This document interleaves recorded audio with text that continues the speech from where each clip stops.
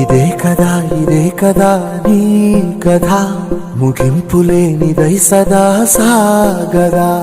ఇదే కదా నీ కథ, ముగింపులేనిదై సదా సాగదా. నీ కంటి రెప్పలంచున మనస్సు నిండి పొంగిన ఓ నీటి బిందువే కదా నువ్వెతుకుతున్న సంపద. ఒక్కొక్క జ్ఞాపకానికి 100 ఏళ్ల ఆయువుందిగా, ఇంకెన్ని ముందు వేచనో అవన్నీ వెతుకుతూ పదా.